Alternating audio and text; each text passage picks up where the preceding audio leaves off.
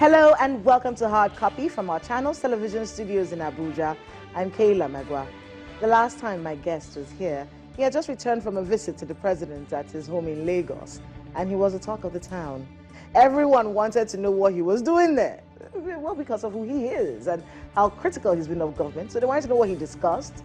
He obliged us here on Hard Copy and took his time to break down what that visit was about, what he was told, and what he said during that encounter with the president.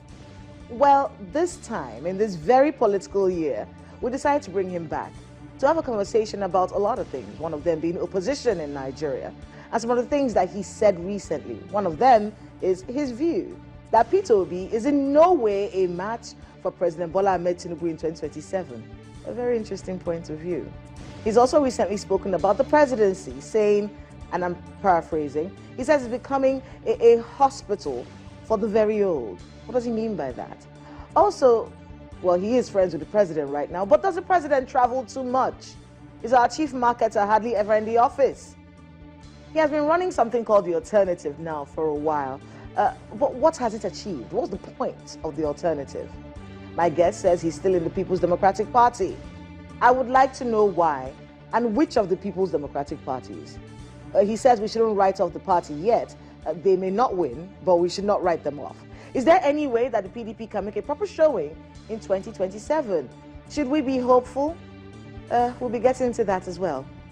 Taking a look at how politics is affecting governance, Godfatherism, defections across the country from one party to the other, particularly into the ruling All Progressive Congress.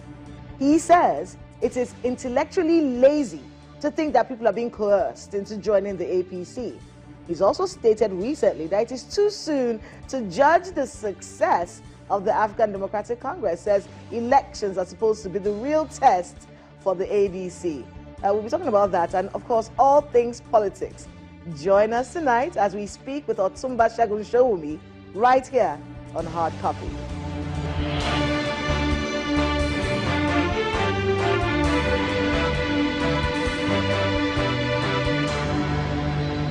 Otumba Showunmi, welcome again to Hard Copy. Kayla, it's nice to be here. It's good to see you again. All right, so let's start off with you. The PDP still? Yes, I am. Why? Because I just don't like people that are too flippant. Most of you that say, are you romanticizing this party? You're holding on to what it used to be? No. You see, we see the problem, but we also know the history. And I always tell people, PDP is a cat with 9 lives. When Obasanjo left and tore his card, you would have thought that's the end of the party because he's supposed to be the alter ego of the party. Came back and campaigned for Atiku on the same party. They've all come and gone. The party has remained. Yeah, the party has a bit of an issue now, but basically it's all legal. Once they come out of the Court of Appeal and the Court of Appeal settles it one way or the other, I know them. They'll find enough energy to come back. And besides that, you have to understand that a 27-year asset in the grassroots gives you name, image recognition beyond guesswork. The character of your politicians, most of them who hop about like monkeys, have no capacity to repair the problems and see where they are. So today they want you to come with them on a journey to ABGA. Next week they want you to come on a journey with them to PDP. Next they want you to come on a journey to Labour. Then they want you to come on a journey to SDP. Then they want you to come on a journey to ADC. Can you just imagine what if they had children who were learning new slogans and new buzzwords every 4 years? That doesn't look nice. If you want to rule, if you want to lead, if you want to impact a society, you can't be insisting that your responsibility in democratic management is running away from the problem, which more than likely you created. I'm even referring to the governors who embarrassingly are leaders of their party and they are hopping into the ruling party for no sensible thing. What's the sustainability issue? I heard you say this recently. For instance, you say to me now that, okay, politics is about, whether you can use a platform or not use a platform. Then what exactly do leaders of platform consider to be their responsibility? Their overarching responsibility is to manage the house that gave them the opportunity. But guess what they do? They run into other people's houses. Imagine if those ones they were running to had also been as careless and as irresponsible as they have been. Would they have had that platform? May so rest in peace. Do you know how much suffering Buhari endured just to ensure that he didn't have to come into opposition? Do you know how easy it would have been in 2003 when everybody lost their AD governorship status in the Southwest? How easy and how much pressure the now president would have been under to say, oh, we're Yoruba, the president is Obasanjo, why don't you come over? Do you think they wouldn't have given him a space? These people won't. One of the things that make you know that most of them won't ever be president in this country is their inability to read the mood. Nations love consistency. We have seen it over time. Buhari carried 12 million votes all over the place, even when he was being cheated. And when it was time, he did an amalgamation with a like mind who was also opposition. You can't be hopping into other people's party and then come and start saying they are ill-treating you. And all of the people that have even jumped from the PDP, especially to the APC, I haven't seen them enjoy the robustness that they used to enjoy. I've seen some of them become so reduced to puppets that are standing in the airport and monkeying around like clowns. Whereas these were men who were like champions, a giant, they could leap, they could fly, they could impact, even though they were not in the ruling party. So sometimes it always seems like, okay, let's go there. But then you have to ask yourself, in the long run, are you not going to even implode that new platform? If everybody rushes there, you have one governorship candidate, only one per state. You have 3 senators and a handful of reps. And you have enough people who are feeling they should be there. What do you think you're going to do to the place? And they don't even have good democratic credentials. They're the kind of people that can wake up in the morning and look at their own national secretary, former deputy governor, 2-time senator, secretary that cleared the president and all of them, suddenly presents himself for clearance to be governor in his state. For primaries, they couldn't even allow him to be cleared. When they tell you Omishori does not meet the court of clearance, you got to be scared of them. Those ones who have jumped into them now, wish them luck. But they're going to taste what type of draconian, authoritative, one person talks and everybody crumbles process they've entered when they get to campaigns and when they get to tickets. Because a whole lot of them are deluding themselves. I can take you through all the states that our men have jumped, the 13 of them. And I can tell you strong materials from the APC who have been standing there forever, who have been working very hard, who have been supporting the party, who have also been hoping to use the ticket. How are you going to get them to just settle down for newcomers? Well, it's their baby. I'm not like that. I could have joined them. Really, I could have joined them because of the precedent. And in fact, I think, okay, I get what he's trying to do. But I fear so much that what's going to become of the country? Are we going to have a country where you don't have a conversation outside the ruling party that can maybe be friendly but also be firm? So if that is the responsibility that I have to bear, then so be it. I'll bear it with happiness. So the Turaki-led PDP? No, I think both of them are still at the point where they're struggling for legitimacy. I'm very big on saying that whatever the court says must be respected. You know why? Because the only other alternative is self-help. So as a member of the party, you're just waiting? As a member of the party, I'm just praying and waiting on 2 levels. That those of them that are quarreling can bring themselves back into the room, speak some sense into each other, and rally out and get themselves out of the court, which is a bit of wishful thinking. The other alternative is, oh, dear Court of Appeal president. You can't run a 26, 27, 28-year-old party out of existence because you are slow in calling the case. Call it at the Court of Appeal and let us settle it one way or the other. Many people, old hands, of course, in your party, many of them believe that Wike is the problem of your party. I hate people who stereotype or victimize and put one person as a problem when all of them are. There was a time in that party where we had the Alimodu Sheriff issue. And I kept saying, you can't be saying it's Alimodu. It's the culture of the party that gave room to this. They blamed Alimodu. Then he left. Then they brought Secondus. I was on one of your shows and I said, no, you can't be blaming Secondus. It's the culture of the party. Then he left. Then they blamed Atiku. Then I said, you can't be blaming one person. It's the culture of the party. Then he sort of like, okay, after he had done 2 tickets with them, thought, okay, you guys are just too hostile. I'm going to go do something else. Then they're blaming Wike. Now, Wike is, you know, who he is. Oh, it's Wike. Tomorrow morning they're going to blame somebody else. Listen, every organization must understand that the biggest responsibility it has is to clean itself from within. And in cleaning itself from within, it must look at its own processes and stop the characterization of all problems on the neck of one scapegoat. I don't agree. He has his problem. He has his complications, but you can't blame him for everything. What is the culture that needs cleansing in the PDP? I think the culture that needs changing was introduced by the likes of Chief Obasanjo in 1999, which is that this concept of saying the governor is always the leader of the party, the president is wrong. It's so wrong. We have seen it now because it changes the coloration and the characteristics of how party management should be per season. If you get a governor that does 8 years, the party will resemble him for 8 years. After 8 years, the party will start resembling a new man. That's wrong. You need to ensure that you go back to the drawing board, you recruit and remarket the party afresh, and then you keep the concept of a collegiate leadership so that the collegiate leadership is here. And anybody that wants to govern can come beg them for responsibility for the ladder. You get it, you can go and be leader of your government, but you're not the leader of the party. If we tried it, I don't have any miracle to say these people are responsible enough to stay, but if we tried it, maybe we'll be able to retain the coloration and the ideological underpinnings of political party. And please, before you think it does not apply to the APC, it does. They're going to implode that party. I'm so cocksure about it. They're going to implode the APC. You cannot have a political party with an elderly president who is beginning to slip and fall all over the place, which unfortunately is so sorry to look. And then you expect that he's the one that is going to say, you can go, you can't go, you should stay, you shouldn't stay, you can breathe, you shouldn't breathe, you can contest, you shouldn't contest. Everybody can be dancing kumbaya for the president in a political party. They can support him. But kumbaya is danced are the people that are managing the infrastructure of political conversation, narrative, mobilization at the grassroots. But there will come a time when people are going to be running for president in that party.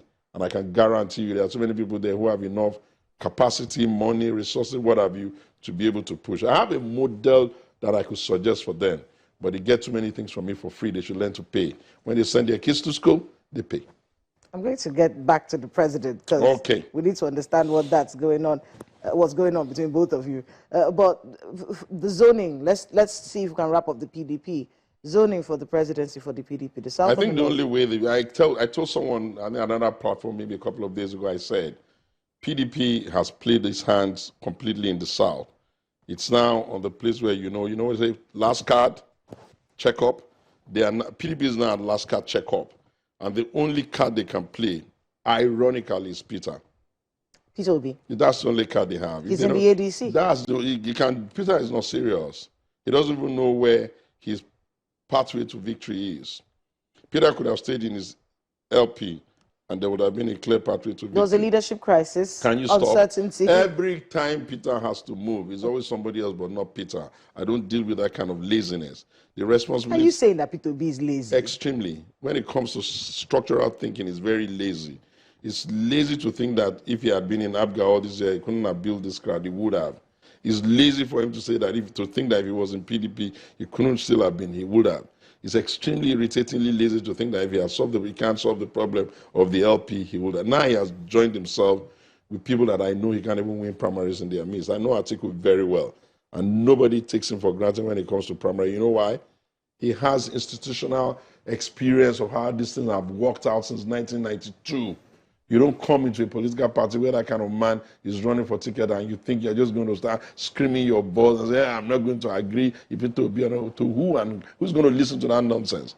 Then you have to look at the other stakeholders that are there. There's the Buhari groupings that make up a El-Rufai, Pantami and all of that. You're going to bully those ones. Do they look like people that are easily bullied? So what are you doing there? If your numbers are your 6 million animated numbers that you got the last time, do you not understand that leaders have responsibility to manage the house? It's like the father of a house running out just because some kids are crying. Your duty is to attend to the problem. Some of them you have to punish. Some of them you have to scold. Some of them you have to pamper. Peter is incapable of organizing anything apart from this silly show he does all what he will. But hey, it's still something because there's animated energy there. There's enough energy, and luckily for him, there's also some entitlement legitimacy. Let me break down to you. You can't be in People's Democratic Party of Nigeria and not know that Indigbos are the ones that have been carrying that party. And once we lost them, look at us. If we can bring them back and we can just say, okay, Peter, we're sorry about that, then you will see immediately all that energy will come back behind them and they may be able to run their grassroots play well. And Peter will not be competing with too many people for ticket. What Peter is not saying is that every election needs to be remeasured. In measuring 2027, you have to understand that the Southeast cannot keep suffering because of the ambition of one person. And you also have to understand that that energy, that indigo energy, is no longer exclusively his now. You have champions in the Southeast like Dave Umai. Underrate them for your own good. You have people like Soludo speaking the right tough language. Look, the other day just told them, you guys don't go to work on Monday, I'm shutting the market. Good luck. That's how a leader behaves. A leader tells people of consequence. Let's go on a short break. When we come back, we'll be discussing the presidency and other issues. Okay. So please stay with us on Hard Copy. We'll be right back.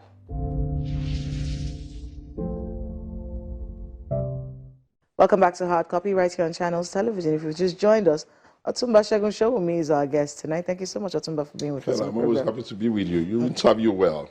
I want to quote you. You said, we are paying the price for the absence of a deliberate succession plan and youth inclusion. You said the presidency has become a sick bay for old men. Now, when I read that, I said, what's happened to the friendship between Otumba and the president? That conversation came up when I was talking to young people who were creating their own structures across Nigeria, and they're my boys. I've been inspiring them for a while, and I'd like to say to them, Nigeria has been in a unique place with old men converting our presidential villa into a sick bay. We have the misfortune of Umaru Musa Yar'Adua, blessed memory, our president. He died there. Before he died, it was hospital today, hospital tomorrow. And then we jumped from there. Luckily, we didn't have to deal with that with Jonathan. And then right after, we jumped into a Buhari who spent sick today. They even said he was dead. Then we finished from that, and we're here. Are we going to pretend that we don't know that age is the issue here? And that, yes, because they didn't plan succession well, you can see the brain power of people like President Ashwaju. You can see it. You got to be mean and not to see the energy, the brain, the ideas he wants to push. What about the limb? What about the limb?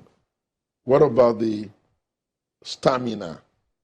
What about the detailed ability to supervise based on the fact that you can sit up all night? Why should we subject them to that? Unfortunately, the next generation is not ready. That was what I was talking about. If they had been thinking right, the 1960 people, the Obasanjo and Kwankwo, they would have moved on time. And then the 1992 class, Atiku, Bola Tinubu and co, they would have understood that all of us are not going to be president within our 8th grade. Therefore, we need to start preparing the next set of leaders. But thankfully, we've created the alternative. And suddenly, slowly but gradually, we're beginning to get younger people say, okay, we have served their fathers. We're not going to serve their sons. Is that what the alternative was created for? Within the concept of succession planning, you need a battle cry to rally people. People must not get used to the fact that, oh, the father was president, the son is going to be governor, or the son is going to be done. What kind of nonsense is that? This is a nation of 220 million people. The vast majority of them are undercovered, unserved, unattended to. And you expect me to look at the poor people in the country, the children of the nobody, and not rally them for the future? Hey, we're going to do that. Our parents can't be serving your father. And you have the temerity and the effrontery to come before us and tell us that we have to serve you. We don't run a monarchy here. We run a democracy. And in a democracy, never mind that you're putting rights and all those things you call empowerment. The reality of a democracy is that we can rally the poor and tell them, your fathers serve their fathers. You have no reason to serve their son. Do whatever you can to make sure that one of you comes up. Because every nation must respond to the idea that a child of a nobody can be somebody. And we're talking about leadership. We're not talking about family inheritance or a family loom. They will lose. Let's talk about Godfatherism, since we're talking about families here. That's what makes it even worse. It's been one of the biggest issues and reason behind a lot of the crisis we're seeing across many river states. I'll tell you what I will say straight. Yes. The problem with that culture is the absence of consequence. We're the only country in the world that screams about anti-corruption, corruption. We even glamorize the conversation of corruption. Yet, those who have had their hands in charge of our till are allowed to grow so fat, so indisciplined, until they constitute themselves into some kind of fathers. Maybe devil father, because I'll hate to add God's name to theirs. If you had been punishing them, If you had been taking them from government house straight to come and give account, if you have been beating them hard for abuse of office, if the whole society has stopped clapping for them, knowing fully well that these guys came in broke and they are living like the owners of the loom of Solomon, they will not even have the presence of mind to dare call themselves Godfather. Should Wike leave Fubara alone? I think the problem with Wike and the Fubara issue is that I think people misread it and may be wrong. You see, nobody's going to help you to govern as a governor. The instrument of money, authority, the whole works that is placed on your shoulder as a governor must allow you to be able to make sensible, tactical decisions. You can't keep faltering, making mistakes. How dare you go starting a trouble you know you don't even have backers for? Do you not understand that all of your colleagues, I'm talking to Simlae now, do you not understand that all of your colleagues who are governors in your set are managing the assembly? What magic were you thinking? The president helped you. Everybody helped you the first time. The second time they helped. The third time they helped. Are you going to be like a crybaby who is incapable of standing on his own? If Wike was that weak, don't you know that Rotimi Amici would have run him out of town? If Rotimi was that weak, don't you know that, what's his name, Odili would have run him out of town? Why are you a governor and acting like a crybaby? If you have it skewed, you can't manage the assembly. You don't have enough numbers there. There is always a middle ground. It's called reconciliation. Honest, sensible reconciliation that allows you to, work, What if it's the assembly that doesn't want to reconcile with him? It's always easy for you to say that everybody is guilty but him. I think the guy has mastered the art of playing the victim, but I'm not fooled. I was worried about him from the get-go. When they were doing this campaign, I'll see Wike dancing, everybody there laughing. The guy would just, I said, why is this guy so angry? But serve Wike right. I'm sure if he's made any mistake in his life, it's one fatal mistake he made. Because I know people that got shot at. People like Lee Maber, they go to the rivers to go and do campaigns and they got shot at. Only because the groans, or I don't want to say somebody's, I don't know who shot at him, but just because somebody was trying to insist. I know leaders that he mills around with today who were calling him small boy. And Wike will say to him like, you are calling him small boy now. When the pen is in his hand, you know the Wike talks. And then to look at them, incapable of just having peace there, incapable of organizing themselves. You were his attorney, his accountant general. What character does your boss have that you don't know? And if you think that there are things that must stop, who starts a war he can't win? Well, good luck to them. Rivers is not the only state in it. I think the president is too mild. Any small noise from them will give them a state of emergency till the end of the tenure. Is that what you That's exactly what Obasanjo did. That's what Obasanjo did. That's what Obasanjo did in Ekiti, and the heavens did not fall. I hate leaders that are weak. Let's look at it from the standpoint of the National Assembly. The National Assembly, they are having conversations right now about, Trump's, our collaboration. I keep calling it Trump's intervention, but they say it is a collaboration, the Nigerian government and the U.S. government together trying to fight terrorism. Aduningi, of course, is the one who's leading this conversation. He says, listen, our territorial integrity was breached, and he says we were not carried along as the legislature. You know the problem with Abdul? Sometimes he wants to be a champion of opposition even without understanding what he's talking about. You have had an existential crisis in the Northeast for like forever. It moved to the Northwest and started having coloration with ISIS, ISWAP, and all sorts of funny names. Then you go into the Christian Middle Belt, and people start killing people and shouting Allah, and then you expect a predominantly Christian country not to easily get a mischaracterization. That was what caused the problem. And when the mischaracterization started, they then said, okay, we're going to come and do this. Look, the president is smart. Give it to him. Most other leaders would have gotten us into bigger trouble. But he was very cool, like a cucumber, and started shuttle diplomacy at the back and all of that, including the things we even blame him for. Bottom line is, an organization that is supposed to come in gun blazing is now doing collaboration. And people like Nick is going to get up in the assembly and first of all thank them for even trying to help us with some of this problem that we have been dealing with forever. And suddenly we're getting a part of the international community show more than enough interest. Some of us have accused them. You guys don't like the Africans. You're watching us and you're not helping us. You're doing so much in Ukraine. You're doing so much in the Middle East. Are we going to just die? And now they're doing it and someone is saying they didn't invite him. If they have invited him, what will he have said? hold a cruise missile with his fingers. These are purely military work. And sometimes if you cannot draw appropriation to give them money, sometimes you can stand in the assembly and say thank you. Opposition is not madness. Opposition is desiring that your country work.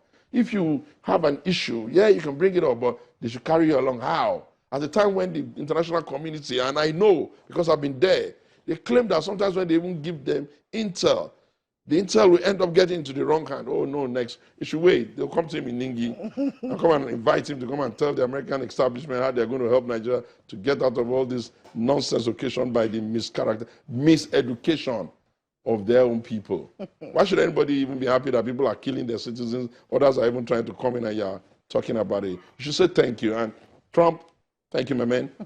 Well, unfortunately, Otumba, that's all the time that we have tonight. But I want to thank you very much for making out the time to be with us on Hard Copy, and good luck with all the work you have ahead of you. You're so good when it comes to interview. Thank you. I always enjoy myself whenever I come. It's a pleasure. That's Hard Copy this week. I'm Kayla Megwa. Good night.